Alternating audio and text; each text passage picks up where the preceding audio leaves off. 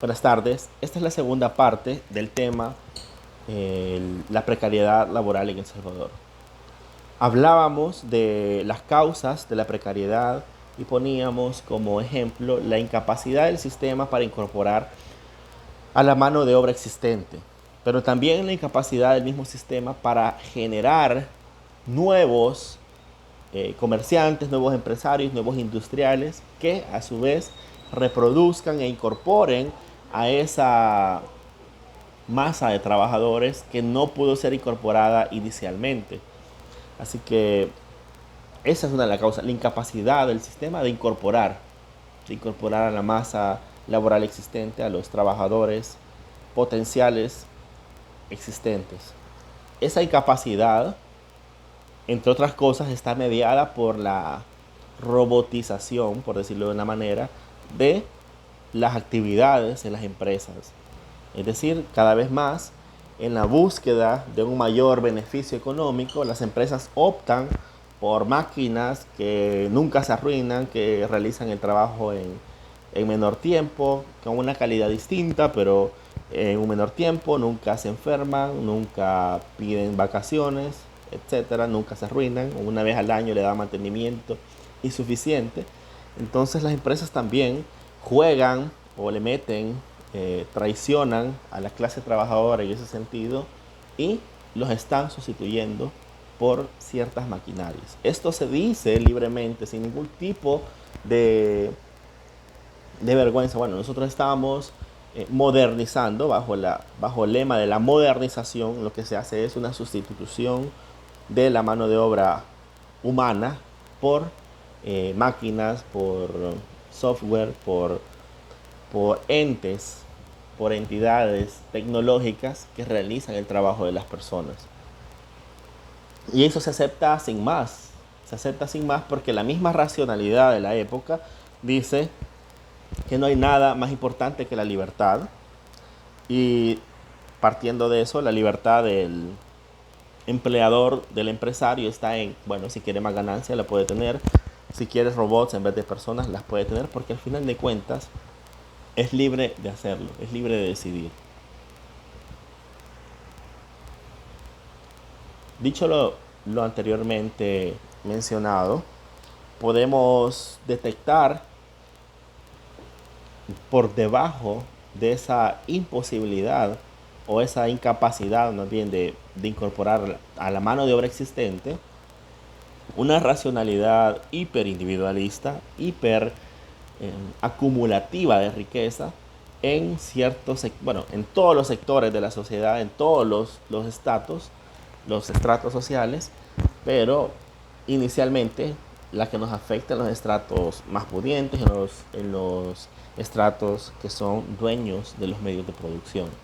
Esa racionalidad hiper individualista, hiperconsumista, acumulativa, permite que se haga ese intercambio de personas por robots y dejar a las personas absolutamente a la intemperie de la vida sin ningún cuestionamiento estatal, sin ningún cuestionamiento social determinante que les haga cambiar ese rumbo que llevan las empresas actualmente.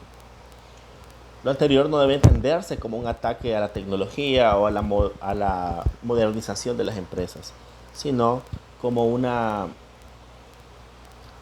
llamado de atención a nuestro cinismo, a nuestra quietud ante, ante el golpe letal y evidente que se le está dando al trabajador.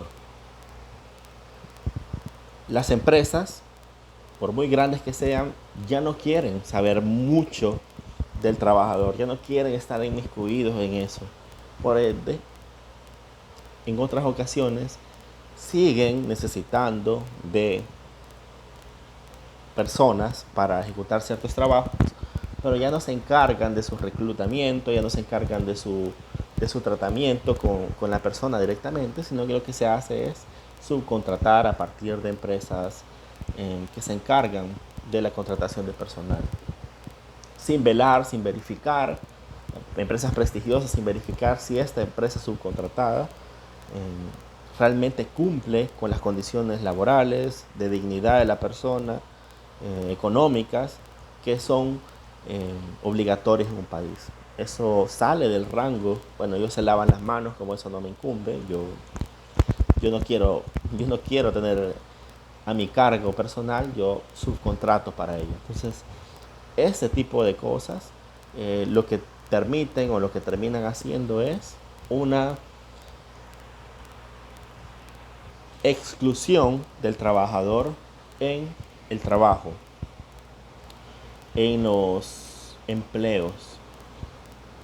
Esta racionalidad individualista, hiperacumulativa, hiperconsumista también hace que los emprendedores, que cuando dejan la fase precaria y pueden con suerte sostener ya un negocio, ya lo posicionan una marca o su industria o el comercio que han promovido, lo primero que hacen es, bueno, son empresas que acaban de comenzar y necesitan ayuda porque ya no pueden solamente los 2 fundadores o los 3 fundadores del trabajo. Entonces lo que les toca es empezar a contratar. Y contratan bajo condiciones precarias. Muchas veces el que acaba de ser precario contrata a nuevos trabajadores precarios. Ojo que esto no es una crítica al emprendedor, no es una crítica al pequeño o mediano empresario, sino al sistema en sí, al sistema que reproduce esta racionalidad y ese todo se vale. Todo se vale porque estoy creando mi empleo. Todo se vale porque estoy generando empleo.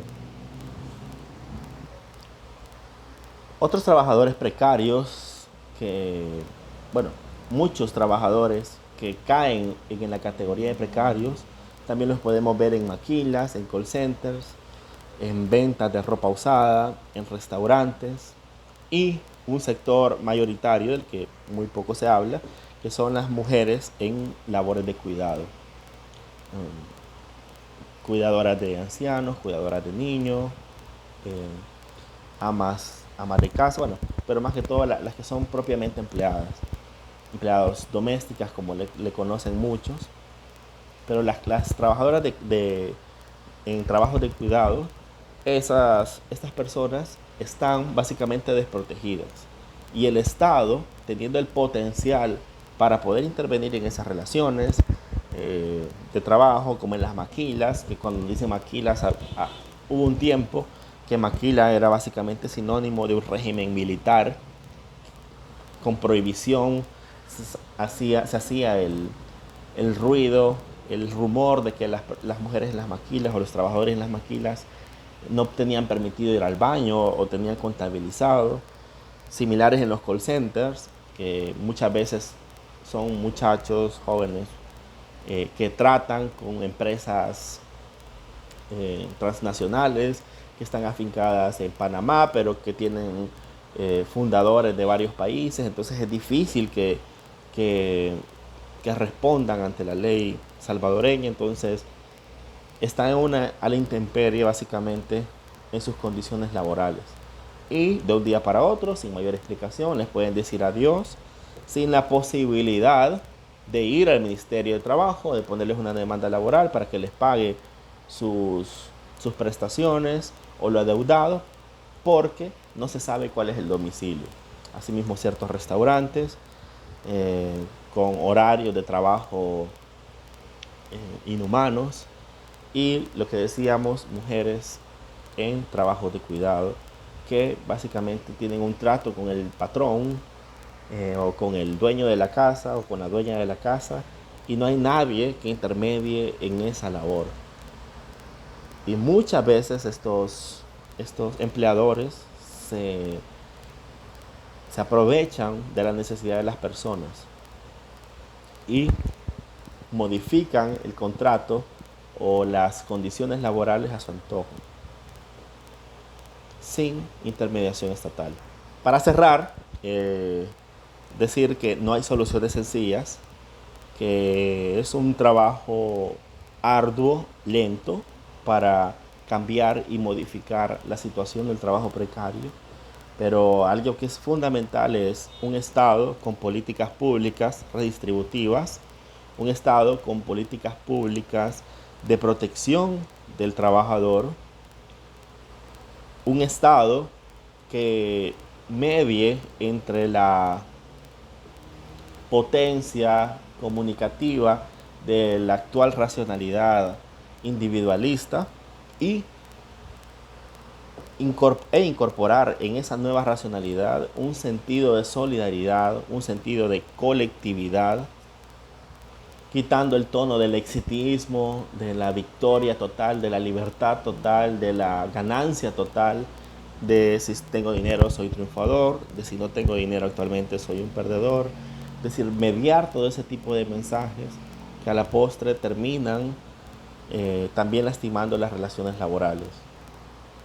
Una de las formas también es que el Estado permita, se asegure, pero no solamente de labios para afuera, de labios para adentro, perdón, de boca a labio, se asegure que las empresas, que los entes o o sí, bueno, sí, o incluso los subcontratistas, se asegura que los trabajadores puedan asociarse, puedan defenderse de manera colectiva de los empleadores.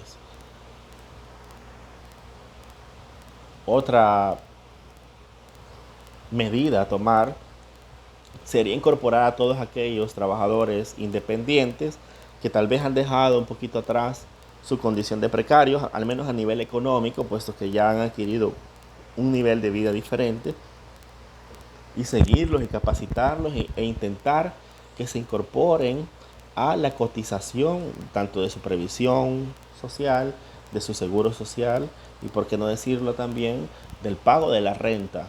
Claro, aquellos que tengan la capacidad de hacerlo, porque dentro de todos los independientes hay ciertos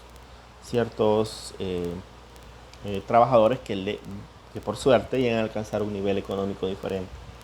Pero no con pero si la racionalidad que reina es individualista y lo que les dice es, mire, usted se consiguió ese dinero, pudo salir de la precariedad total a esta condición actual de vida y ahora viene el Estado y se lo va a quitar, etcétera. Bueno, si ese mensaje sigue reinando, será difícil convencerlos.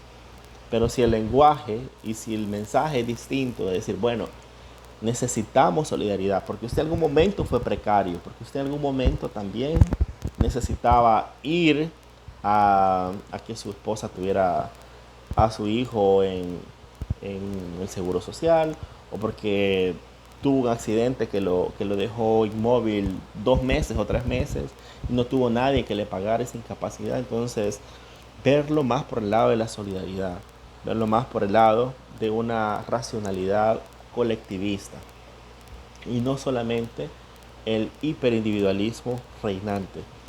Si esa racionalidad no es cuestionada desde el mismo Estado, difícilmente podrá incorporar y plantear eh, políticas públicas que permitan la incorporación a la seguridad social de los sectores precarios.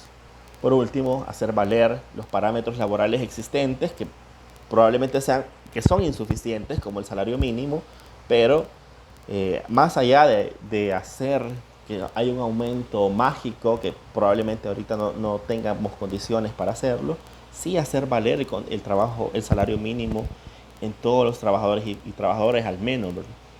Así como pensar en retomar temas como el agro, como la caficultura, como la ganadería, que son temas eh, que la juventud al menos ha dejado en pos de ir a las ciudades, de terminar estudiando las mismas carreras de siempre, dejando abandonado el sector agronómico, inculcar la seguridad alimenticia a partir de estos sectores, que generaría muchos empleos de jóvenes de las zonas rurales. Bueno, este es el tema, este es el abordaje que puede hacer de la precariedad laboral en El Salvador. Espero les interese. Saludos.